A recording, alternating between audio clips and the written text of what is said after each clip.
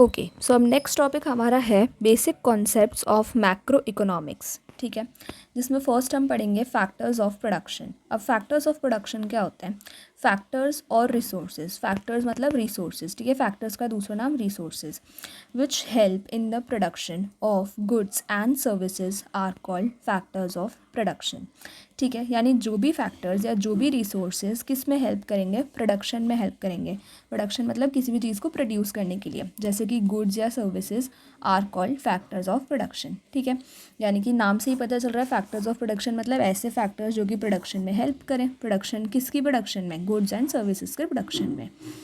They are also known as inputs और factor inputs and whatever they produce are called output.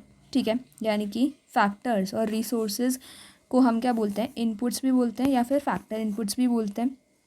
And whatever they produce are called output, यानी कि जो भी हमारे goods and services होंगे वो हमारे आउटपुट होंगे।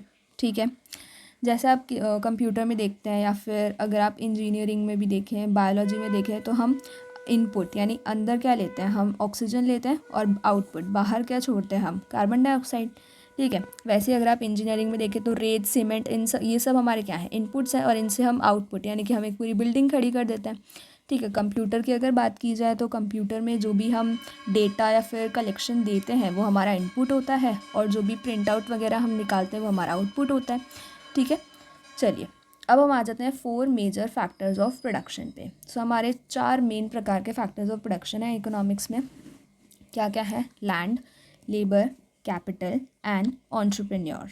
ठीक है, ओके, सो फर्स्ट हमारा फैक्टर ऑफ प्रोडक्शन है land. Land means all natural resources like forest, minerals, water, raw materials etcetera are termed as land in economics. ठीक है, सो लैंड मतलब आप लोगों को पता ही है, जितनी भी नेचुरल रिसोर्सेज हैं वो क्या हो जाएंगे? हमारे लैंड हो जाएंगे, लैंड के अंदर आएंगे।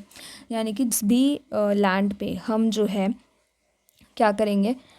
प्रोडक्शन करेंगे, उसे हम क्या बोलेंगे? लैंड बोल देंगे। Next is labour. So labour all persons who perform physical, mental or intellectual efforts and activities with a view to earn income। ठीक है, उनका व्यू क्या होता है? To earn income are called labour.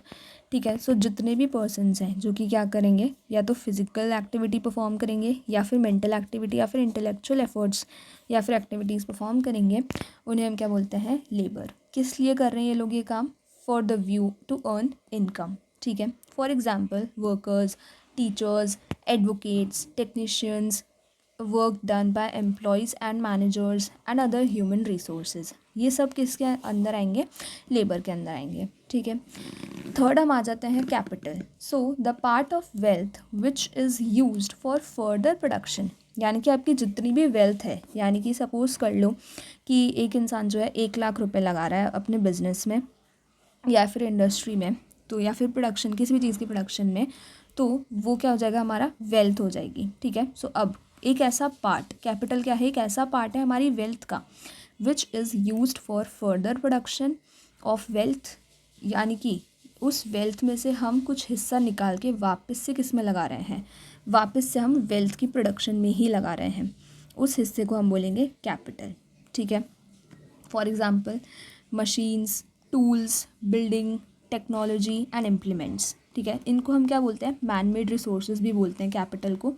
यहाँ पे जो लैंड था उसको तो हम क्या बोल रहे थे? नेचुरल रिसोर्स बोल रहे थे, और यहाँ पे जो हमारा कैपिटल है उससे हम क्या बोलेंगे? मैन मेड रिसोर्स बोलेंगे। ठीक है, used for increasing the efficiency of production, इसको हम किस लिए यूज़ करते हैं? हमारे प्रोडक्शन की एफिशिएंसी को इंक्रीज़ करने के लिए। ठीक है, अगर आप मान लीजिए एक इंडस्ट्री है, उसमें एक ही मशीन है, वही सारा का सारा काम कर रही है, तो उसमें हमारे प्रोडक्ट्स को बनने में बहुत टाइम लग जाएगा। ठीक है, लेकिन वहीं पर अगर हमने उसी हमारी जो वेल्थ है उसमें से एक पार्ट निकाल के हमने फर्दर प्रोडक्शन के लिए हमने एक और मशीन ले ली। ठीक है, सो हमारा काम क्या हो गया? आसान हो गया।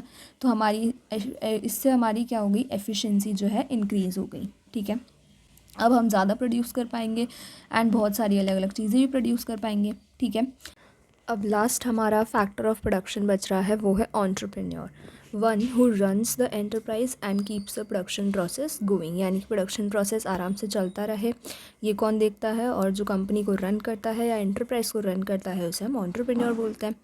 he hires or combines the other three factors of production and organizes them for production। ठीक है, ये क्या करता है, ये ही हायर करता है यानी कि नौकरी पे रखता है या परचेज़ करता है, एंड कंबाइन करता है इन तीनों फैक्टर्स को, कौन कौन से, लैंड, लेबर और कैपिटल को, प्रोडक्शन प्रोसेस के लिए, और इनको ऑर्गेनाइज करता है यानी देख रेख करता है। ठीक है, he takes risk of starting and managing business and drive innovation and economic growth. ठीक है, सो ये हमारा जो एंटरप्रेन्योर है वो ही रिस्क लेता है स्टार्ट करने के लिए हमारे बिजनेस को, और मैनेज भी यही करता है। ठीक है, मैनेज करता है, ऑर्गेनाइज करता है, स्टार्ट करता है और रिस्क लेता है, और ड्राइव करता है इनोवेशन यानी कुछ नया करने का सोचता है, और उससे हमारी इकोनॉमी की ग्रोथ होती है। ठीक है,